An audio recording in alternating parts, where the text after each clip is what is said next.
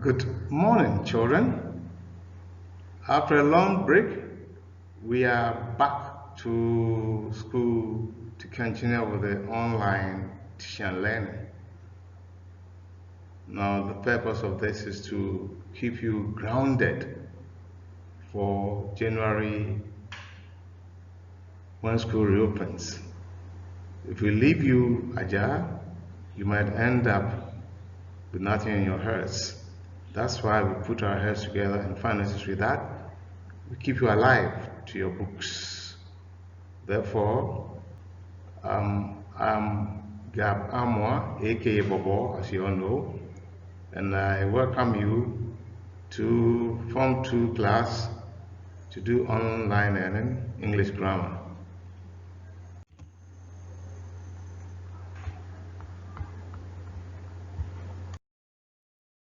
Now,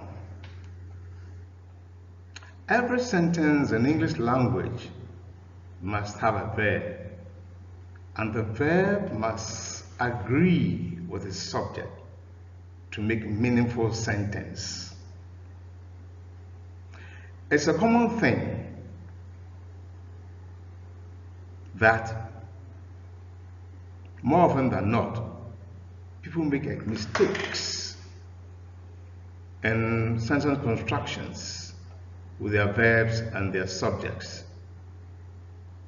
That's why I find it relevant to teach this subject first before any other topic. Now, when we use the word concord in everyday speech, it means agreement or harmony between two people or groups. Now, when we use the word concord in the context of grammar, it has a similar meaning. Grammatical agreement between two parts of a sentence.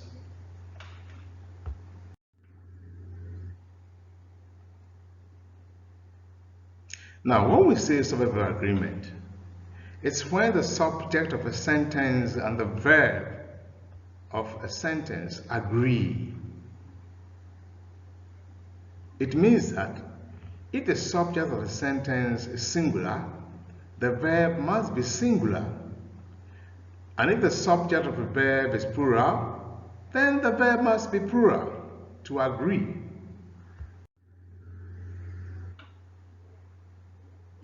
I have here for you some examples where the subject is singular.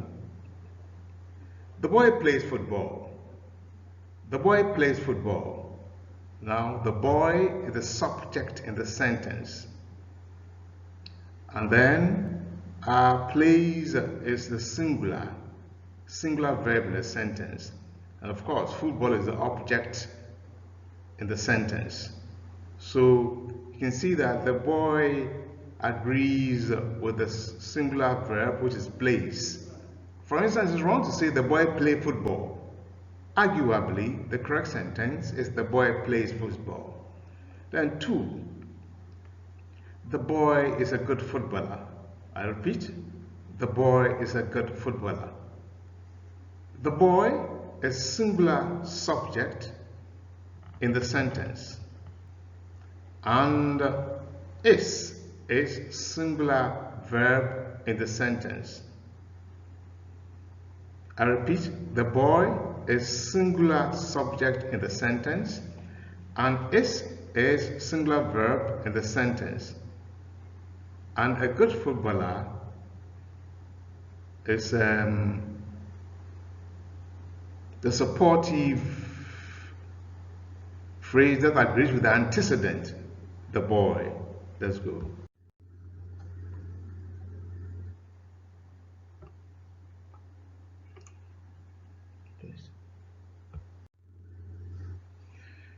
Now we come to point number 3, where two subjects are connected by and. We use the plural verb. I repeat, where two subjects are connected by and, the conjunction and, we use the plural verb. For example, Kojo and Amma are here. I repeat, Kojo and Amma are here. Kojo and Amma are Kojo and Amma is compound subject. Kojo and Amma is compound subject. And are is the plural verb. Then 2, the teacher and his students are coming. The teacher and his students are coming. The teacher is the subject and his students is compound subject. The teacher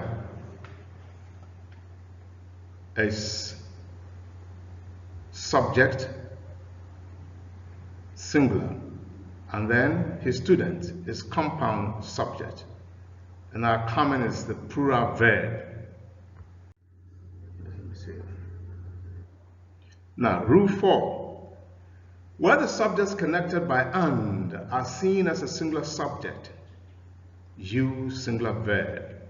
I repeat, where the subjects connected by and are seen as a singular subject, use a singular verb. For example, rice and stew is my favorite food. I repeat, rice and stew is my favorite food. The subject is rice and stew. That's a singular subject. Though rice stands on its own, stew stands on its own, but when they come together, they form one singular subject. And the agreeing verb is. It's wrong to say rice and stew are my favorite food. Correctly said or correctly put, it is rice and stew is my favorite food. Let's go. Bribery and corruption is on the increase. I repeat, bribery and corruption is on the increase. So bribery and corruption supposedly is put together to form one singular subject. Is there is a verb, the agreeing verb. So it's wrong to say bribery and corruption are on the increase.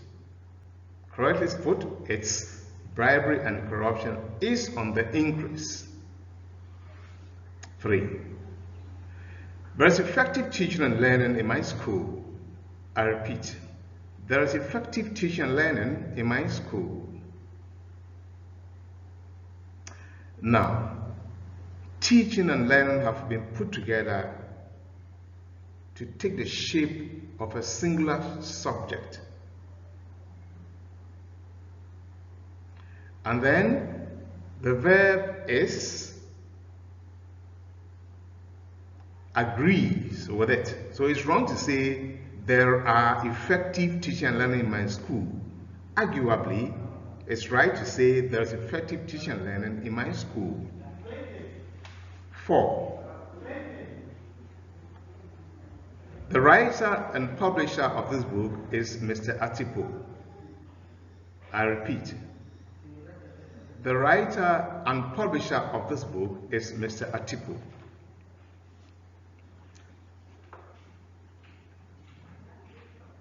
Now, writer and publisher are put together as one subject or a subject, and is the agreeing verb. So the writer and publisher of this book is Mr. Atipo is correct. My counselor and friend is celebrating his birthday. 5. My counselor and friend is celebrating his birthday. Now, my counselor and friend is put together to form one singular subject. And the verb is agrees with it. So that it's wrong to say my counselor and friend are celebrating his birthday. No doubt, the correct usage is my counselor and friend is celebrating his birthday.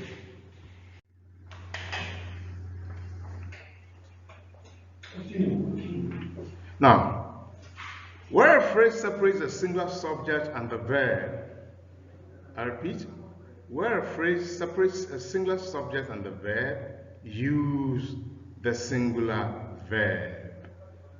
Where a phrase separates a singular subject and the verb, use a singular verb. For example, the teacher with his students is coming. The teacher is singular.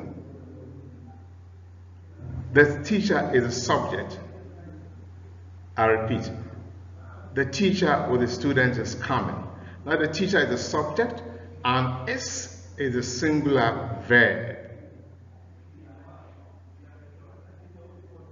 Put the other way around, that is, the teacher is coming with his student. The teacher is coming with his student. And then put in the other context, it reads, the teacher with his student is coming. Now, 2, the teacher as well as his student is coming. The teacher as well as his student is coming. The teacher here is subject. And the agreeing verb is. The man, accompanied by his wife, is meeting my boss. The man, accompanied by his wife, is meeting my boss. The man, obviously, is subject. And the verb, let's locate the verb in the sentence. The verb is. It's wrong to say the man accompanied by his wife are meeting my boss. No, it's not correct. Arguably, the right usage is the man accompanied by his wife is meeting my boss. Let's see the 4th one. The man, together with his wife, is meeting my boss. The man, together with his wife, is meeting my boss. Now the man is subject and the verb is agrees with it. So apparently it's wrong to say the man together with his wife are meeting my boss. If I should put it the other way around, it reads the man is meeting my boss together with his wife. I repeat, the man is meeting my boss together with his wife. So put in this coinage, it reads the man together with his wife is meeting my boss. 5. Mr. Osei with his wife and children is arriving today. I repeat, Mr. Osei with his wife and children is arriving today. Now, if I should put in another context, it reads, Mr. Osei is arriving tonight with his wife and children. I repeat, Mr. Osei is arriving tonight with his wife and children. Therefore, in this context, it reads, Mr. Osei with his wife and children is arriving tonight, which is correct anyway. So, Mr. Osei is a subject and is that green verb. Now, Mr. Osei and his wife and children is arriving tonight. Mr. Osei and his wife and children is arriving tonight. So here too, Mr. Osei is the subject and then is here the agreeing verb. Then 7. Kwabena, not Kwajo and Ama, has a mobile phone. Kwabena, not Kwajo and Ama has a mobile phone. Obviously, if I should put another context, it would read, Kwabena has a mobile phone, not Kwajo and Ama. Kwabena has a mobile phone, not Kwajo and Ama. Or Kwabena has a mobile phone, not Kwajo and Ama have mobile phones. So arguably, Kwabena, not Kwajo and Ama has mobile phone. The agreeing verb is has. and the subject here, the main subject here is Kwabena. Now, where two subjects are connected by neither nor or either or, I repeat, where two subjects are connected by neither nor or either or. For example, neither Kofi nor Ama is coming. These are binding rules.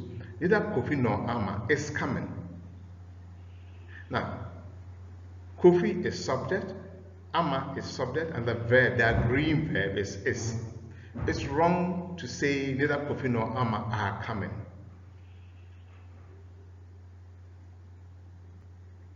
Right. Now, 2.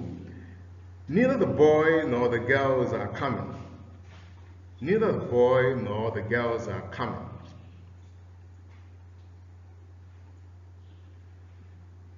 Now, the subject here too is the boy, and then the girls, also subject, and the agreeing verb is are coming. Are coming. The two of them are coming. So neither the boy nor the girls. Now, the rule is that, listen carefully, children. Pay attention, listen. When the ending subject is plural, it agrees with its verb. I repeat, when the ending subject is plural, it must agree with its verb. Now, in this sentence, the girls is plural, so it must agree with its verb are.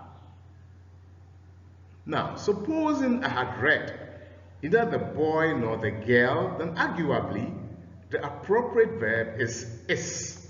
Therefore, it should have read neither the boy nor the girl is coming. However, here we have neither the boy nor the girls. Since it's plural, it must agree with are. So neither the boy nor the girls are coming. Now, let's read rule number 3. Neither the boy nor the girls are coming. Neither the boy nor the girls are coming. It's the same thing.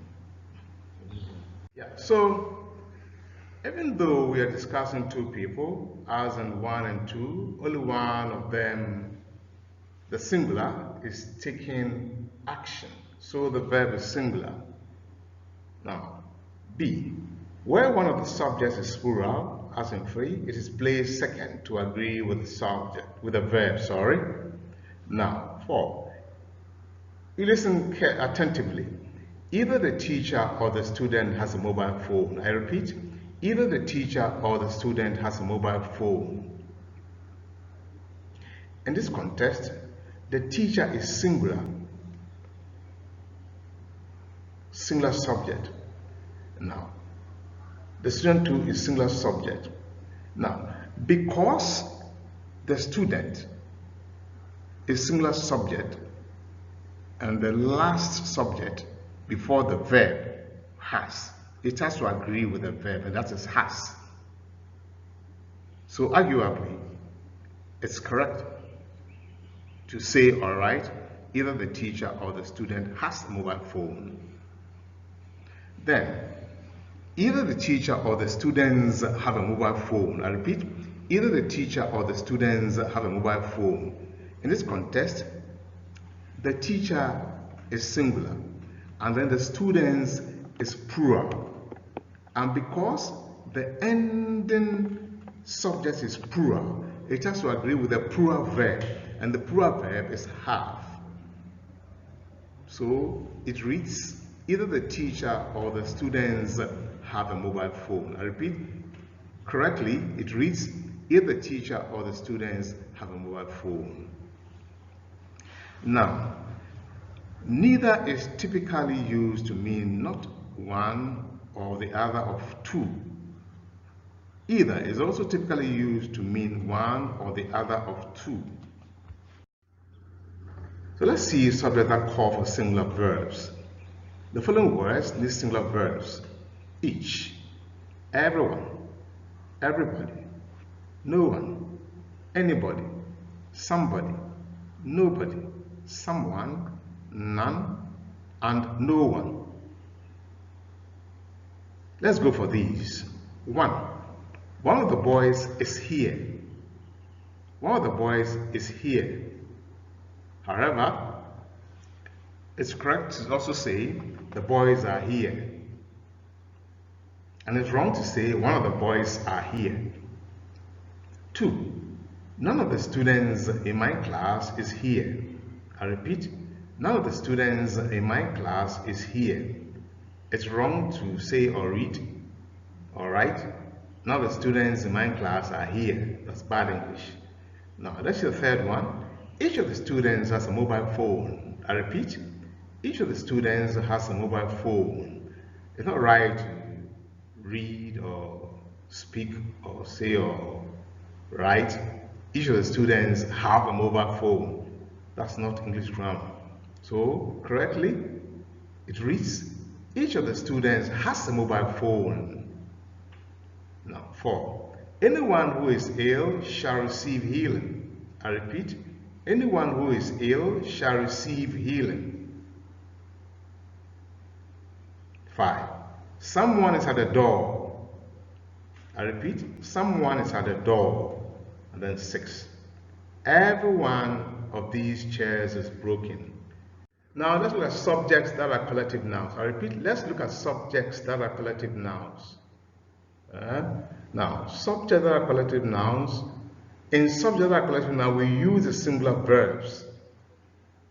Now, the board meets today. However, contextually, we read the board members meet today. Now, the staff is at a meeting. On the other hand, if we read, when it's plural, we say the staff members are at a meeting.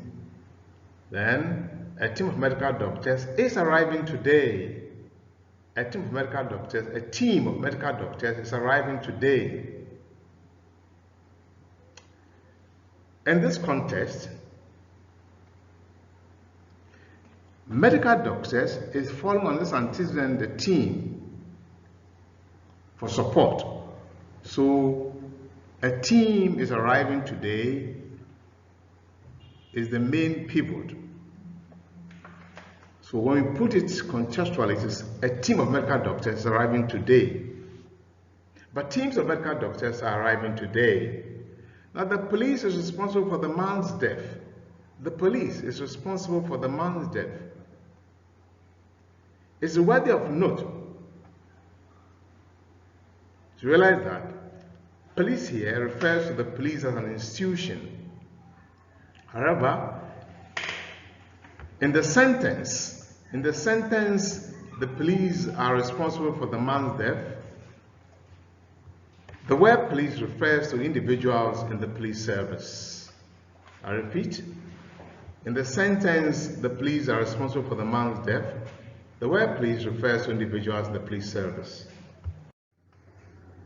Now, plural subjects that call for singular verbs. I repeat, plural subjects that call for singular verbs. 100 kilometers is quite a long distance to travel. I repeat, 100 kilometers is quite a long distance to travel.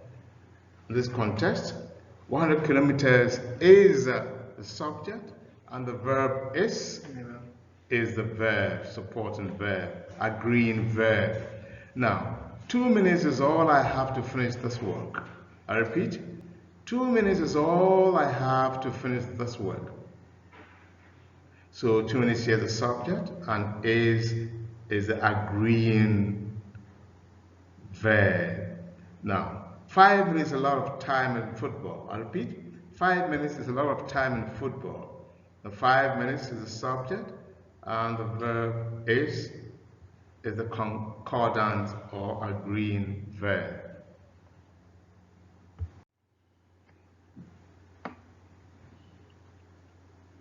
So at this point in time, I'm done with the teaching. And I am going to give you work to do in your exercise book for marking, on the page for marking. And then you